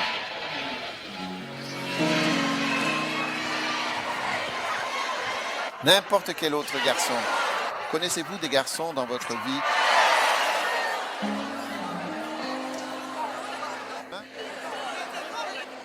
Plus maintenant.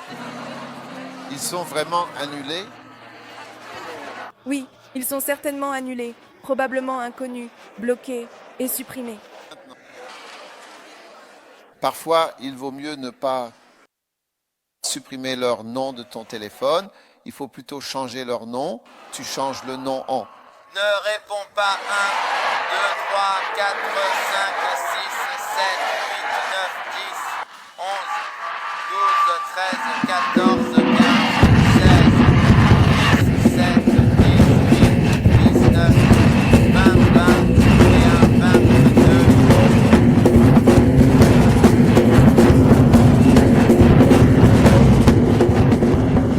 Ne réponds pas 23, ne réponds pas 24, ne réponds pas 17, 80, ne réponds pas 18, ne réponds pas 19, ne réponds pas 20.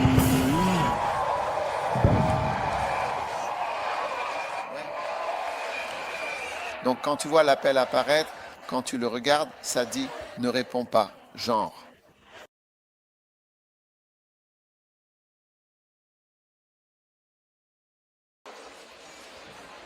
Ne réponds pas.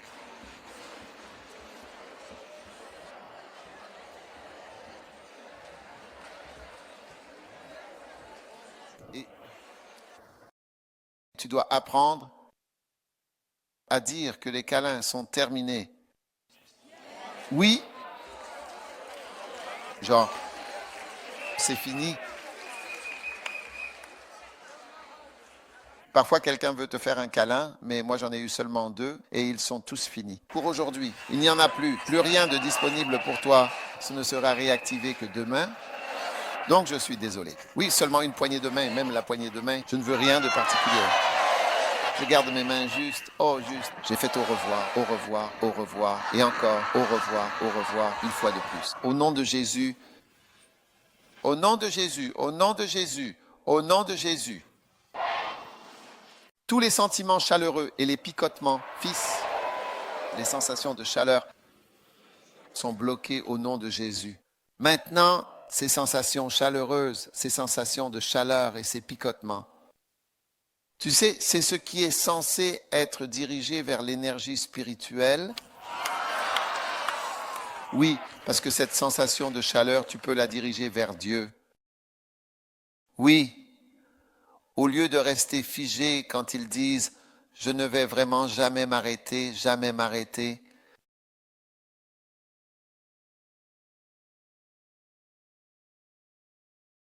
tu dois bien transformer cette sécheresse. Tu vois, quand tu viens à Jésus, ce n'est pas que tu es censé être triste. Il y a une mission, mais tu es censé être fort. Donc, quand tu ressens ces picotements dans une waterbine, tu parles en langue dessus et tu chantes doucement, lentement et calmement. Au nom de Jésus. Et tu sais, tant que tu es dans ce corps misérable, ça sera là. Alors tu dois apprendre à maîtriser et à être dur et fort. Quand tu vois femme étrangle venir vers toi, tu n'as pas à dire « Oh, allez, viens t'asseoir ». Non. Cours. La Bible dit « Fuis ». Tu te demandes pourquoi dit-il de fuir? Ce n'est pas chaque combat que tu dois mener. Certains, tu dois les fuir. Même si tu n'es pas fort, tu dis « Hé, moi je me connais, ça je sais que je peux ». Je veux dire, si tu dois te battre contre Mike Tyson, qu'on te mette sur le... Tu as vu ses gros muscles? Et on te donne des gants. Et lui aussi a des gants. Tu vas attendre ne serait-ce qu'un coup?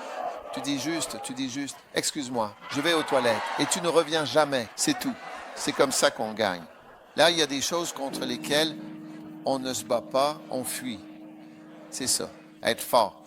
Oui, c'est ça, être fort, oui. Oui, sois fort, dur. Sinon, tu tombes et tu retombes et tu retombes chaque année. Tu tombes à chaque fête, tu tombes, il y aura une saison. Comme à chaque fois que cette saison arrive, tu es à terre, mais aujourd'hui marque la fin des chutes saisonnières. Au nom de Jésus.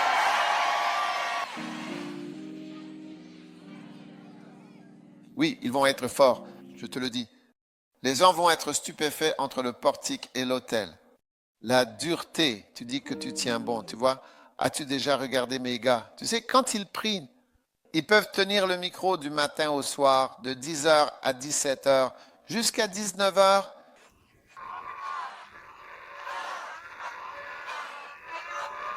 Yabar, 20h. Oui, ça c'est de la dureté. De la dureté. Oui. Oui, dur. Nous voyagerons jour et nuit. Quelqu'un me demande, tu te fatigues? Fatigué de quoi? Fatigué de quoi? Quand tu es allongé dans ta tombe, c'est là que tu te reposes en paix. C'est là que tu te reposes. Jusque-là, nous allons peiner. Nous allons travailler nuit et jour. Alors, sans aucun doute et sans hésitation, endure certainement la dureté. Tu vois, beaucoup de gens confondent le bonheur avec la dureté. Nous sommes heureux en Jésus. N'es-tu pas plus heureux maintenant? N'a-t-il pas plus de paix dans ta vie? Qu'il y a de la joie dans ta vie? Dieu n'a jamais dit que tu ne peux pas avoir de musique, de bonheur ou d'amour. Nous préférons avoir de l'amour. Oui, quand tu as une fille chrétienne et un garçon chrétien, et tout ce que je veux. nous avons de plus belles chansons que celles du monde. Des chansons bien plus belles.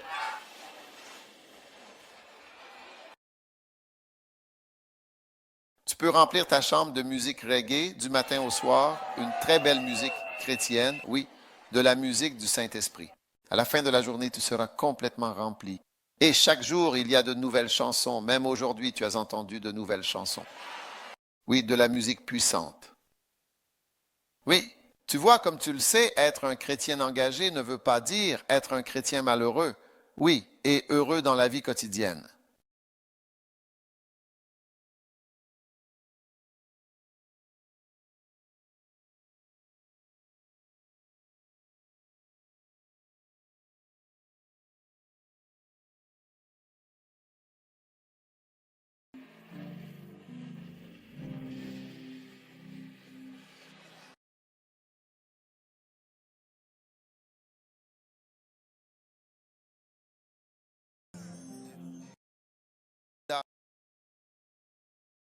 Oui, c'est vrai. Oui, toutes ces chansons donnent l'impression qu'elles sont faites pour des funérailles, pour la tristesse. Oui. Mais Dieu n'est pas un Dieu de funérailles. C'est pourquoi, quand la petite Nanama est devenue pasteur, personne ne s'attendait à elle. Il a dit, « As-tu vu notre pasteur ?» C'était la petite fille qui parlait. Oui, des pasteurs bébé jet. Cabalet, très bien. Oui, fantastique. Des garçons et des filles pasteurs, des petits garçons et des pasteurs bébé Jack. Je vois 5000 âmes être amenées à Jésus pour courir. Hébreux chapitre 12. Maintenant, passons à la dureté de Jésus lui-même. La dureté et la solitude de Jésus lui-même. Oui. Fantastique. Es-tu prêt pour la dureté et la solitude de Jésus? Hébreux, chapitre 12. Et nous approchons de la fin du... Récemment, si ton petit ami disait au revoir, tu disais... Maintenant, lorsque la parole de Dieu est prêchée, ça se termine.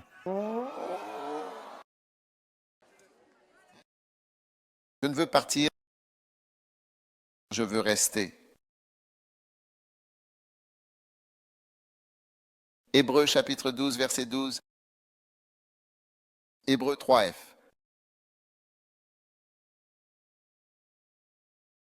La dureté de Jésus. C'est pourquoi, puisque nous sommes environnés d'une si grande nuée de témoins, rejetons tout fardeau et le péché qui nous enveloppe si facilement. Alors, vas-tu rejeter tout fardeau? Un fardeau n'est pas un péché. C'est différent d'un péché. Donc, rejette tout fardeau, puis le péché. Qu'est-ce qu'un fardeau? Un fardeau, c'est comme un garçon que tu veux laisser tomber. Ce n'est pas un péché. Le garçon n'est pas un péché ambulant, mais c'est un fardeau. Il te retient ou une fille te retient. Ces filles aux formes voluptueuses qui t'éloignent de Dieu. Tu comprends? Ouais, hein? D'accord. Et tu les mets de côté, donc tu ne leur serres pas la main, tu ne les accueilles pas, tu ne les prends pas dans tes bras. Tu dois apprendre à être sélectif dans tes étreintes. Oui, il faut être sélectif dans les salutations. Parce que quand tu touches quelqu'un, c'est quelque chose de physique et c'est comme une imposition. Et parfois, une transmission se produit, un dragon passe à travers. Et puis, avant même que je m'en rende compte, quelque chose entre en toi. Dieu nous en garde. Alors ne va pas enlacer tout le monde sans discernement. Oh, et avant que je m'en rende compte, je le reçois. Alors, quelque chose entre en toi. Dieu nous en garde. Tu vois, ces sensations chaleureuses et ces picotements, ah, c'est ça. Alors débarrasse-toi des fardeaux. Demande à la personne à côté de toi de mentionner une chose qui te tire vers le bas, comme si c'était lourd. Ça rend la course difficile pour toi. Dis à la personne un de tes secrets.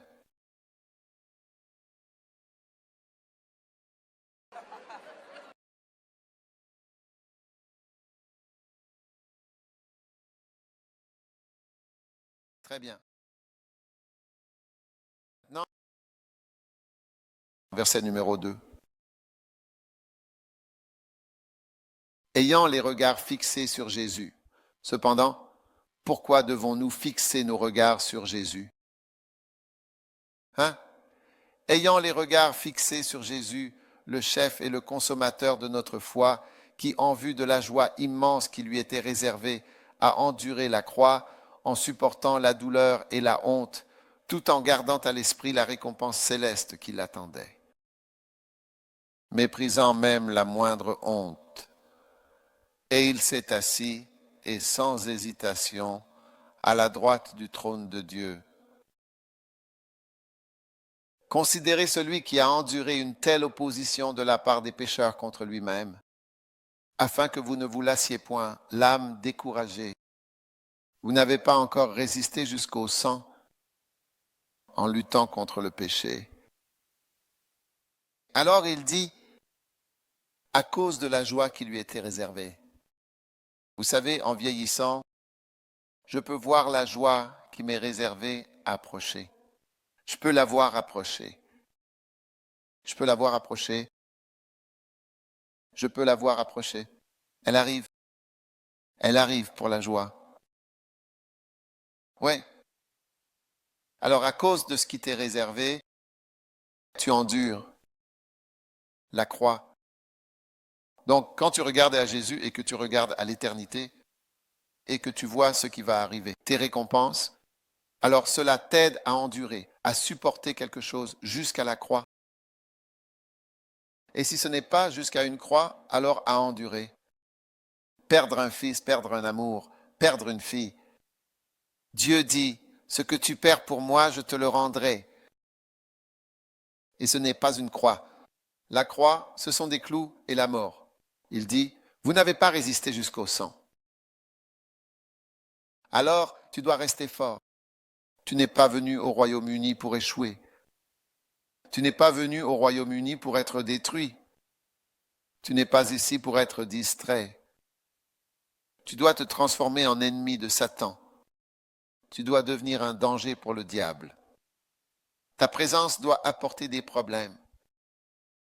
Le diable n'aime pas du tout ce que je te dis, vraiment.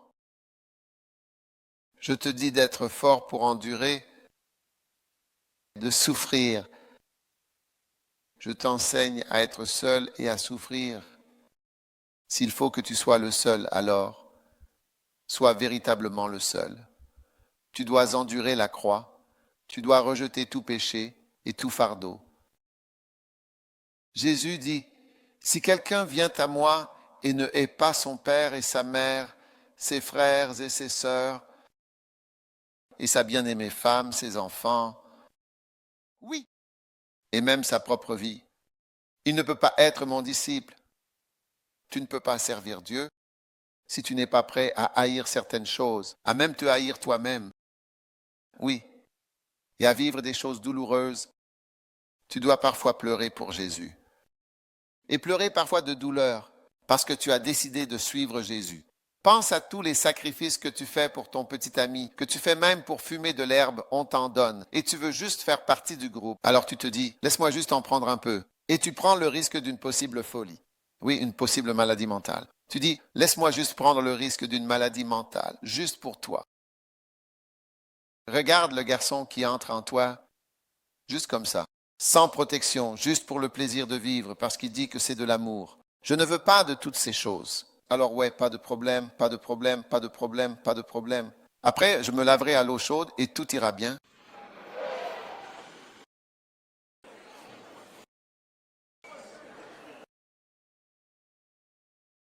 Ce que je dis, c'est que ce n'est pas vrai.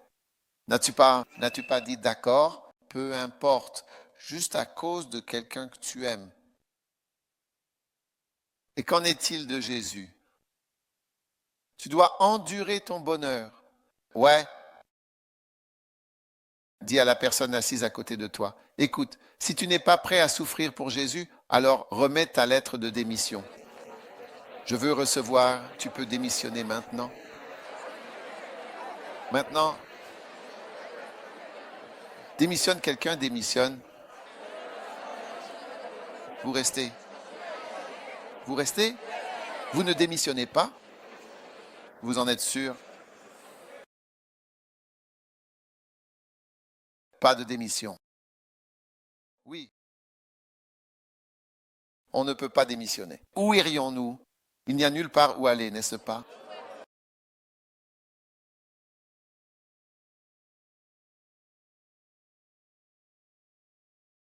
Certaines d'entre vous, les filles, vous avez eu des garçons. Le garçon est comme un dragon. Je vous dis les choses qu'il vous a fait faire. Maintenant, combien de filles ont eu des garçons qui leur ont fait faire des choses? Tu regardes en arrière et tu te dis, oh là là, oh là là, oh là là, où est...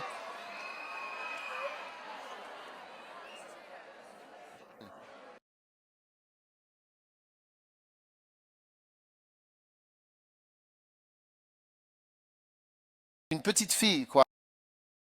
J'avais environ 13 ans. 10. Ouais, Merci. tais-toi. Le meilleur ami de mon frère venait à la maison et il faisait semblant de jouer à se battre et il me forçait à genre faire des choses avec lui. Ouais? Des choses. Ne dis pas quoi, juste des choses. Oui, mais des choses. Des choses.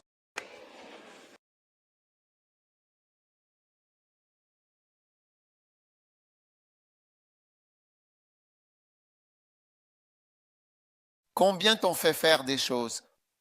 Levez la main si on vous a fait faire des choses. Maintenant, Jésus ne peut pas vous contraindre. Jésus ne peut pas te faire faire des choses. Est-ce que Jésus peut te faire faire des choses? Si ce garçon stupide t'a fait faire des choses, alors Jésus peut te faire faire encore plus de choses. Est-ce que je peux avoir un amen de quelqu'un? Amen, amen, amen, amen, amen, amen. Jésus l'amant. Tellement de garçons. Ils étaient si gentils. Mon premier petit ami, il m'a dit quelque chose, et quoi qu'il me dise, je le faisais. Miséricorde. Maintenant, Jésus entre dans ta vie et dit, d'accord, maintenant je veux que tu fasses ceci pour moi.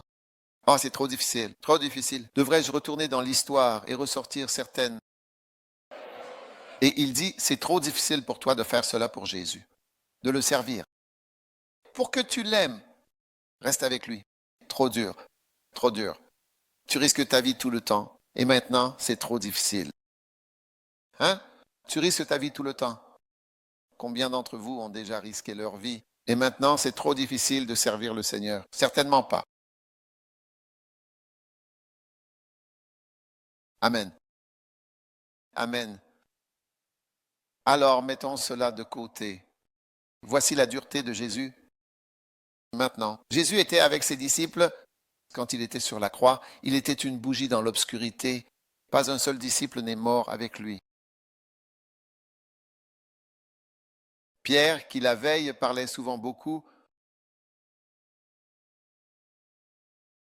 parlait toujours beaucoup et disait ce qu'il allait faire.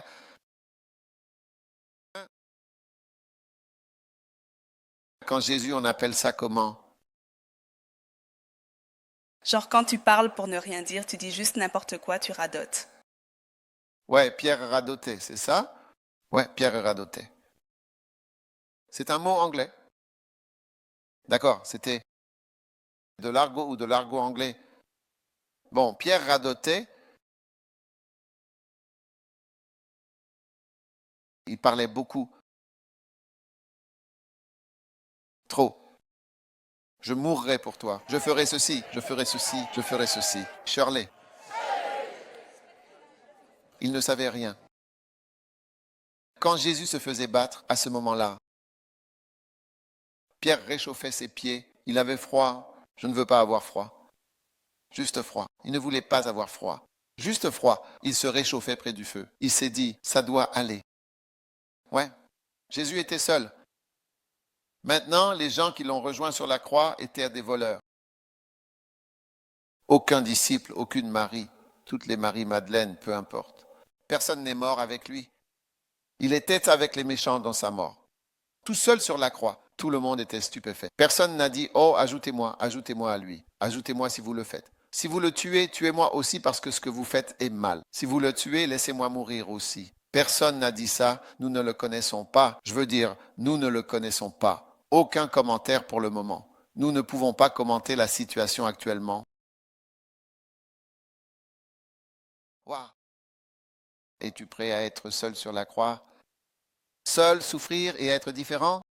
Être différent, un peuple à part? Jésus nous a sauvés pour que nous soyons différents. Il t'a transformé pour être différent. Tu n'as pas besoin de faire partie de la foule. Peut-être le seul. J'étais le seul dans ma famille à être sauvé, puis mes sœurs. Quand j'ai été sauvé, mes sœurs, fans de Michael Jackson. Oui, elles étaient certainement des fans de Michael Jackson. Oh oui, oh oui. Elles étaient fans de ces posters qui remplissaient les chambres. Oui, c'était l'époque où Michael Jackson était vraiment au sommet. Un grand, immense poster en entrant dans la chambre. On voyait les posters, ils étaient là, elles étaient ses fans. Oui, des fans inconditionnels. Oui, c'est exactement ça.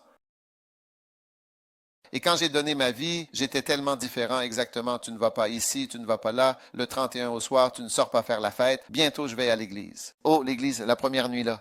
C'est quoi ça? C'est quoi ça? Seul sur la croix. Lève la main, ça, seul sur la croix. Seul sur la croix. C'est dur sur la croix. La dureté sur la croix. Seul sur la croix.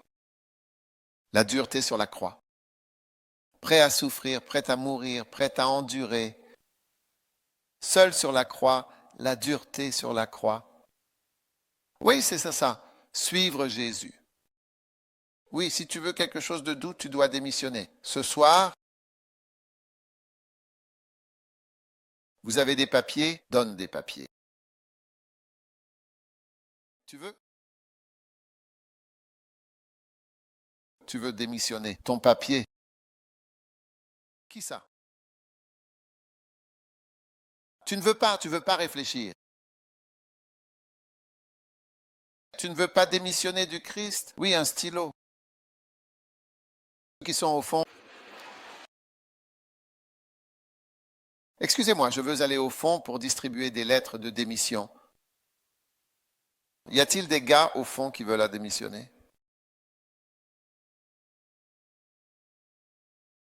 Y a-t-il des gens au fond? Tu veux démissionner? L'un d'entre vous veut-il démissionner? Tu veux quitter le Christ? C'est trop dur, trop difficile pour toi de suivre Jésus. Qui est cette dame assise là-bas au fond? Tu veux démissionner? Viens par ici, tu veux démissionner du Christ? Tu veux encore rester avec Jésus? Tu es sûr? Tu peux démissionner maintenant. Voici un stylo et un papier. 2, c'est trop aussi. Et toi? Tu veux quitter Dieu? Tu es sûr? C'est trop difficile? Papier, stylo. Trop dur? Quand tu risquais ta vie, est-ce que quelqu'un t'a demandé et maintenant c'est trop? Ne me laisse jamais t'entendre dire que c'est dur. John me manque. Sam me manque. Fred me manque. Lucie me manque. Shawanda me manque. Shirley me manque. Sheila me manque.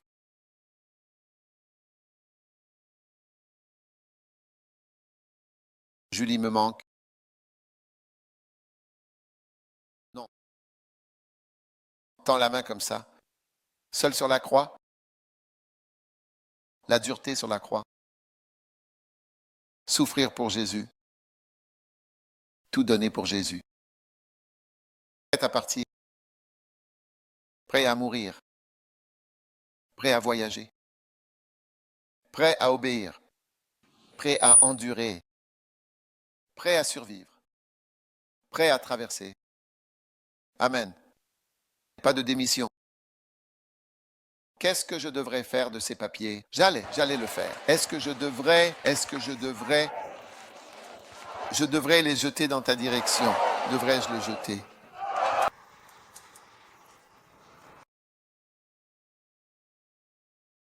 Tu devrais avoir peur de ce papier? Eh, alors quitte Jésus. Ce n'est pas une option et ce n'est pas une blague, hein? C'est sérieux, car beaucoup sont appelés, mais peu sont choisis. Beaucoup viennent à Dieu. Jésus a dit, si vous continuez dans ma voie, alors vous êtes mes disciples. C'est une chose de commencer. Tu as 20 ans, le diable dit, tu as 20 ans et tu as décidé de suivre Jésus-Christ. Je vais te montrer quelque chose au cours des 7 prochaines années. Et on verra si tu te considères encore comme chrétien à l'âge de 32 ans. Oui, tu seras encore un jeune homme. On verra si tu vas encore à l'église. Oui. Mais chaque fois que Satan t'apporte un papier, tu craches simplement dessus. Stupide. Fais attention à ces lettres de démission. On ne démissionne de rien. On y va à fond jusqu'au bout. Nous allons jusqu'au bout. Quand ça se termine, ça se termine. Oui, pas de retour en arrière. Oui. Nous allons suivre cela jusqu'au bout de la logique. Quel âge as-tu? À quoi ça sert d'être chrétien à 24 ans, puis à 32 ans, dire « Ah, tu sais, je faisais toutes ces choses-là. Dieu nous en préserve. Mon Dieu, est-ce que tu fais encore ces choses? Je les fais depuis des années et je continue encore aujourd'hui. Continuez à le faire, continuez à le faire, continuez à le faire, continuez à le faire. Et certains d'entre vous vont bientôt organiser des camps, comme je prêche au camp. Certains d'entre vous tiendront des camps. C'est comme si des gens y assistaient et que vous leur prêchiez du matin au soir. Tu peux imaginer ça? Alors, tu ne peux t'imaginer prêcher qu'à l'église le dimanche, mais tu n'arrives même pas à t'imaginer organiser un camp. Mais vous allez organiser des camps et les gens vous demanderont, alors, d'où tires-tu toutes ces choses? Comment peux-tu prêcher aussi longtemps comme ça? Les gens restent, ils ne partent pas. Tu leur proposes des papiers pour démissionner et ils s'éloignent tous des papiers. Quelqu'un ici veut démissionner? Hey, regarde quelqu'un sur son téléphone ici. Tu es avec nous? Tu es avec nous? Viens, viens. Quelle église est-ce? Quelle église? Première, j'aime Aston. Aston. C'est l'un de tes brebis? Aston. Pasteur Daniel Sheep. Tu dois rendre compte de cela?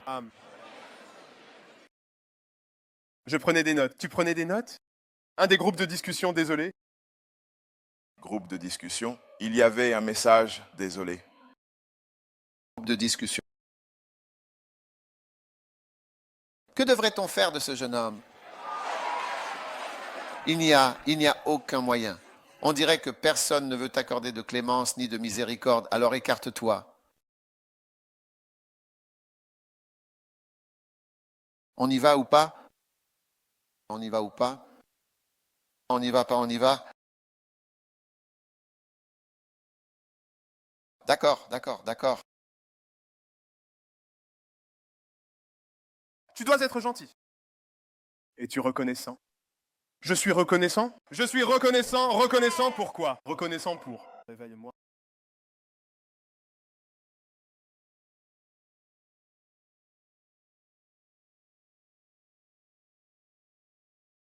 C'était le téléphone, pas dormir. Ça veut dire que tu ne vois pas ce que tu as été. Correct. Commence, recule là-bas. J'y vais. D'accord. Alors tu es content maintenant? Content de quoi maintenant?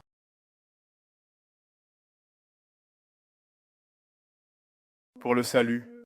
Correction, correction, correction, correction. Le salut. C'est ça le salut? On t'a versé de l'eau dessus. Tu appelles ça le salut? Correction, évêque, correction, correction, correction. Pour avoir été sur mon téléphone alors que je devais t'écouter prêcher. D'accord. D'accord, je vais te donner la réponse. Comment il s'appelle? Je vais te confier la responsabilité de te débarrasser de ces terribles lettres de démission. Débarrasse-toi de ce papier très dangereux.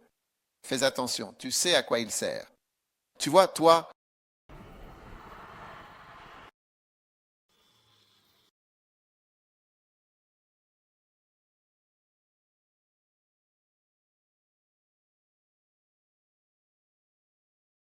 c'est un papier dangereux et un stylo et un stylo. Et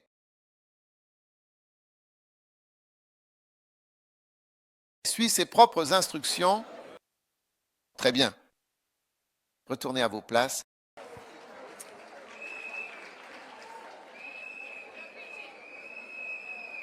Dis à quelqu'un, suis prêt à endurer tout, vraiment n'importe quoi pour Jésus-Christ. Asseyez-vous, vraiment.